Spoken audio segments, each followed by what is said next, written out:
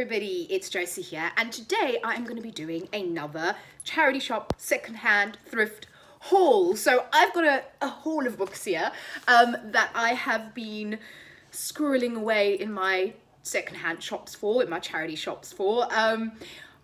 As always, I love the process of finding books and kind of going around, and it doesn't, you don't find something great every single time you go, but sometimes you find some really cool stuff. So also what I've been noticing lately is I've been finding a combination of either stuff that's already on my list, as in, I may have it on an Amazon wish list, or it's something that I've always wanted to get, which is really cool when you find that secondhand. I quite like that. It's like finding a little treasure, and then just kind of having an open mind, going and seeing what there is and what looks cool. So on that note, this first book over here, Dead and Buried by Chelsea Quinn Yarbrough.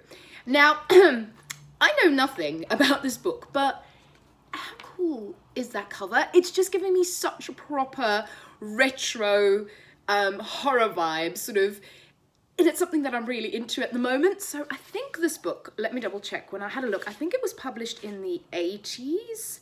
Yeah, published in 1980. So it gave me those retro vibes, and I just loved it. And it says, the creators of Alien bring a new terror to Earth. And it's Dead and Buried is the terror of Alien brought down to Earth in the year's most devastating novel. The creators of Alien present a previously unknown dimension of terror so chilling it'll take your breath away. Like Omen, Alien, and Invasion of the Body Snatchers, Dead and Buried creates a new genre of horror, one which goes beyond terror, beyond science fiction, and beyond belief. Yeah, it just sounds great. Then actually on that theme, let me swap these around. I was so lucky to go to my local Oxfam bookstore, which I love. They've always got really great books. But I managed to find 2-point horror books. So I was really excited about this. They're very hard to find secondhand, and again, these covers are just so cool, and they're so retro vibe. I think these are all 90s releases. Let me double check. So this is 1996, and I think the other one is also from the 90s, 1994. My favorite era. Love the 90s, so I thought I'd wear my 90s dress to go with it. And actually this is a thrifted dress as well, but anyway, back to the books. So we've got Amnesia and Nightmare Hall, Sorority Sister. This I'm assuming is on campus. Yep, overlooking Salem University. It's Nightingale Hall, so it's set at university halls, which I love. And I love like dark academia, any horror set in schools and halls. Love all that. And then this one, so this one is a girl, Alicia, waking up in a hospital, and she finds herself in the middle of a nightmare. So she's got amnesia, and she doesn't recognize her own face in the mirror. Oh, this is gonna be good, I think.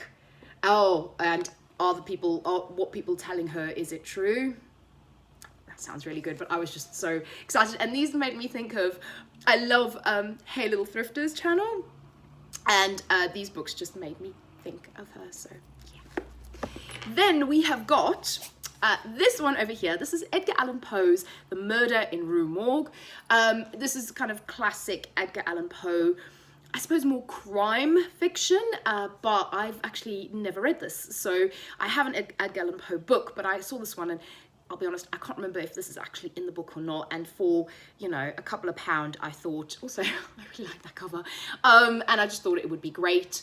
So this is set in Paris. There's a series of murders, and obviously they go to investigate. And you've got a detective in this one, and he needs to unravel the murder mystery that is stalking Paris. And anything set in Paris, probably my favorite city in the world, is a winner for me. So that one had to come with me.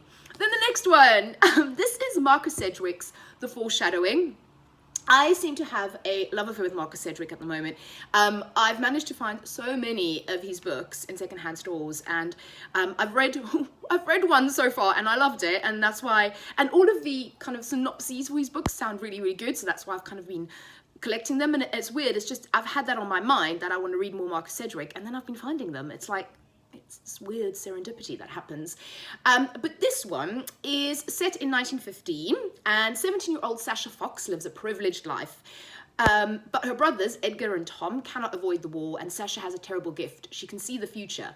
Worst of all, what will happen to Edgar and Tom. So it says, like the prophetess Cassandra, like in Troy. So Cassandra was the seer in Troy, in the kind of the mythology of Troy. Sasha is trapped by her tragic power. For who wants to see the end of their own story? I think this sounds just really good. I love the kind of Cassandra Troy connection as well. It just sounds really beautiful, so I can't wait to read that one. Then this gorgeous book, look at it, just look at it. So the sprayed edges, I love this, and it's Magritte and the Madwoman and Magritte and the Killer, and this is Magritte is a French detective, so it's a bit like Agatha Christie, but a bit like Poirot type of, there's a murder.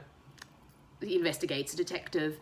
There's loads, as you can see, those are all the books. I've seen a couple of the adaptations, so the TV series adaptations, and I quite like it. Again, anything that's set in Paris, and also I really love Agatha Christie, and I really like a good murder mystery. And what I loved about this one is this edition was published in 1973, and this is it was specifically published, I think, for what they say the Companion Book Club. The club is not a library, all books are property of members, and I just think it's just such a beautiful kind of version of this book, and I kind of had to have it, and it was $1.50 at $1.50.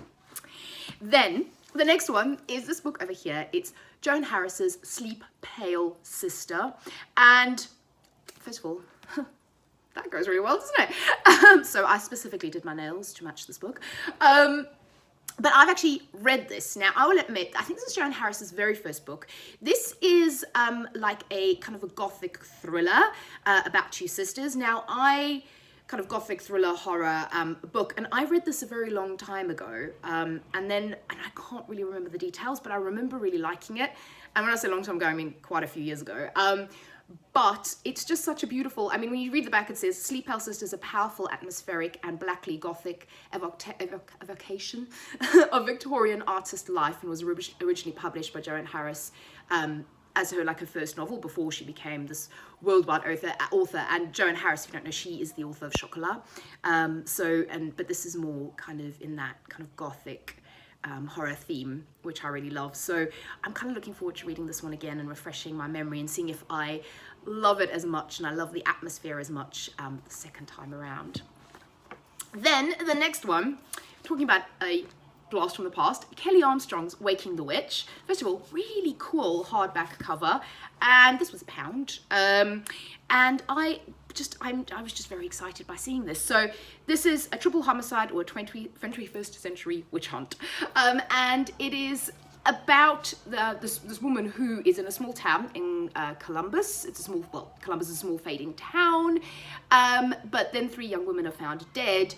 And, they want to know what happened, and there's sort of ritual involved in it. And I think someone is being classified as a black witch, and is she or isn't she? Now, Kelly Armstrong, I've read quite a few of her books, again, when I was probably, in my late teens, early 20s. She writes a lot of kind of urban fantasy books, and I really, really enjoyed it at the time. So I'm really looking forward to this, because this feels like it might be, in that vein of a, black witch. So she had things with werewolves and witches and vampires, but also kind of like a murder mystery take on it, which I really quite like. So I'm looking forward to that. And again, like I said, £1. And then the last book, which is quite a heavy tome, is James Herbert's Ash. And again, such a cool cover. And this book, again, I picked up because it was on the shelf like that, and I love the cover of it, so I picked it up. It's James Herbert.